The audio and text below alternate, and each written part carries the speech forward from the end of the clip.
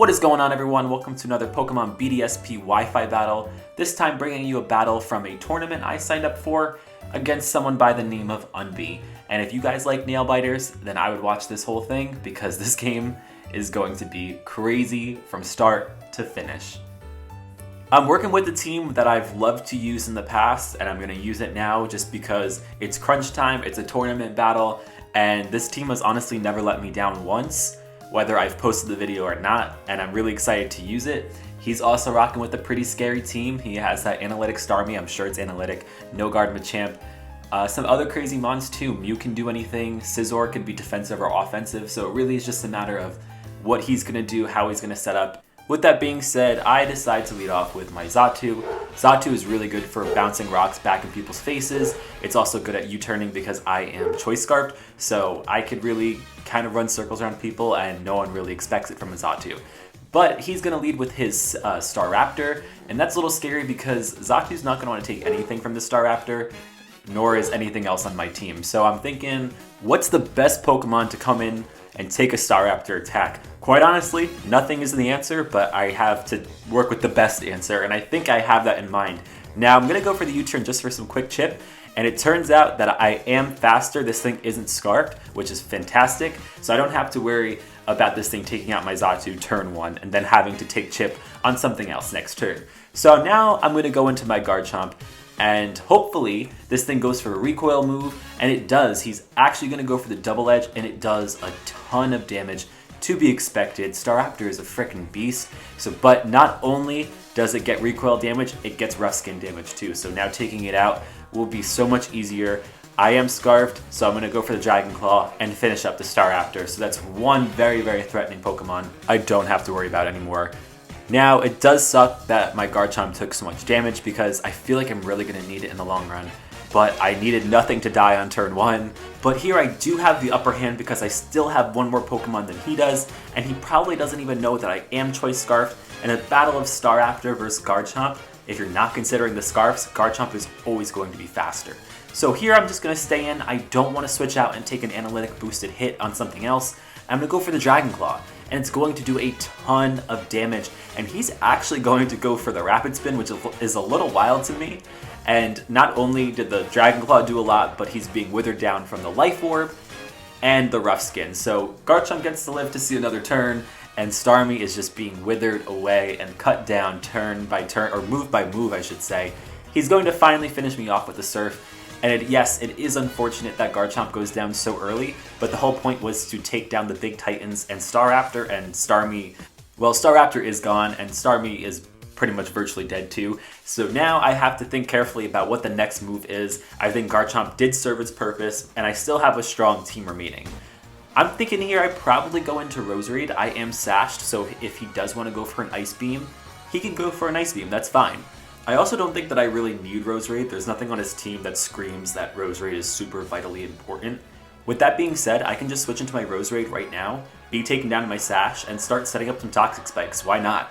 Well, the problem is I'm actually a chronic overthinker, and I may want to go for an attacking move because this Starmie may not even be in Life Orb damage range to be taken out, so I may have to go and attack it. We're gonna have to reassess. It looks like it probably will be taken out by the Life Orb, but like I said, I just don't want to risk it, and that's probably a huge misplay on my part because I am actually going to go for the Giga Drain here. I don't want to go for Sludge Bomb in case he does switch. I don't think that's going to happen though. So I end up going for the Giga Drain, and it looks like he is going to reveal that he has the Ice Beam. It's going to obviously take me down to my Sash, and the Life Orb does take it out. I should have gone for Toxic Spikes right there. That was a pretty bad read on my part, but we live and we learn. He's going to send in his Sand Shark here, and it's pretty much about time for Roserade to pack its bags and die, for lack of a better term. So I'm just going to click Leech Seed or Toxic Spikes for the LOLs. Not really expecting much. I'm pretty much expecting a Dragon Claw to the face or an Earthquake. He's actually going to set up the Stealth Rocks, and I'm able to get up my Leech Seed here and start applying pressure to this Garchomp. Granted, I'm not going to get enough health back to do anything, but like I said, it's something that I didn't expect to do, and now he's kind of forced to either stay in with this Garchomp with the Leech Seed up, or he can switch. And I'm still expecting him to take me out here, so just going to hit Toxic Spikes, and he's going to go for the switch. and now I get a free layer of Toxic Spikes up as he switches into Scizor. So this Roserade gets to stay alive for 2 more turns, and I didn't even anticipate that whatsoever. Now he also could go for Swords Dance here, so I'm just going to click Leech Seed. I don't really anticipate it, and yeah, he goes for the Bullet Punch. So again, expected Roserade hanging on for a little longer than I thought it would, but it was kind of huge in the long run of things because I do pressure out that Garchomp, and I am able to get the Toxic Spikes up, which will still hit the Machamp, the Garchomp, and the Mew for some easy chip. So I feel a lot better about that moving forward. I really didn't want Toxic Spikes up with the Roserade coming in, so Roserade did its job. I can now start having some fun with my shiny red Gyarados. I get the Intimidate off on the Scizor, so it's not going to be able to hurt me that badly, especially that I took Stealth Rock damage. I'm going to really need that nerf on the Scizor. And now it is time to start setting up my Dragon Dances. Let's have some fun here, get some boosts, hopefully get a clean sweep with this team. We'll have to see. As he kind of surprisingly just stays in here and goes for the Bullet Punch, Gyarados is just going to laugh that off. It's not going to do a damn thing to me. Thankfully, I have some good natural bulk on this thing with the Intimidate drop, and now I'm able to start setting up. And this Scizor is kind of like shaking in its boots. He could stay in and just do some useless chip on me, or he could switch out and take a massive attack from a +1 Dragon Dance to Gyarados. I think Waterfall really is my best bet. I'm not the kind of person to start setting up more and more Dragon Dances. I anticipated the switch. Kind of sucks that it is the Garchomp though, because now I'm going to take some rough skin damage. So I don't really want that, but what can you do? I'd rather have this Garchomp tossed away at the waysides. Waterfall does a ton of damage. Gyarados showing this Garchomp who the real dragon, not dragon, is. Gyarados Supremacy only on this channel. Honestly, I keep forgetting how good this Mon is, especially when you start setting up. It's kind of shocking how much damage this thing can do. Maybe I am just a little bit of a Gen 1er though. Now here I'm going to go for, stupidly, a Waterfall. I should have just clicked Earthquake so I avoid the non-contact move, or avoid the contact move I should say, and Gyarados is going to take more rough skin damage. It's a bit of an oversight on my part. I really should have known better, but I don't know if it makes a huge difference. Here I'm kind of anticipating a Mew switch, but I guess that's the wonky thing about Mew, is that you really don't know what they're working with until they're out on the battlefield. So he's going to just go out to Machamp. Now, I'm not really concerned about Machamp. I'm just going to go click Waterfall. I think that with it being poisoned, Waterfall and poison damage will probably kill it, but he actually takes it like a beast. He's going to go for knockoff, and Gyarados hanging on with 1 HP left. No freaking way. Lost my mind during this battle because Gyarados is insane, such a beast.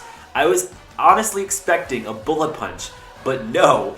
Hanging on with another turn, I live to see the light one more time, and I take out the Machamp, and now he's going to go into Scizor, and definitely, most definitely, going to Bullet Punch me.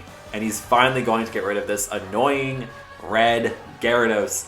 What a huge beast, a true team player. I was really hoping that that Waterfall would just take out the Machamp, but not everything can one-hit KO. I do have to see the side of that, like not everything can one-hit KO. Or I was also hoping for a flinch, that would have been amazing. Holy crap. I really wanted Gyarados to just stay in because it would have been so good against this Scizor. I'm going to bring an Electivire now, go for a Thunder Punch. He's going to switch here, and I finally get to see what this Mew is rocking with. So let's see how much Thunder Punch does. It's Stab. Electivire has some good investment in attack. Mew's going to take the poison here. I go for the punch, and it does quite a bit of damage. So it's telling me that this really isn't defensive Mew. But at the same time, I really don't know what this thing is going to attack me with. I'm assuming Psychic.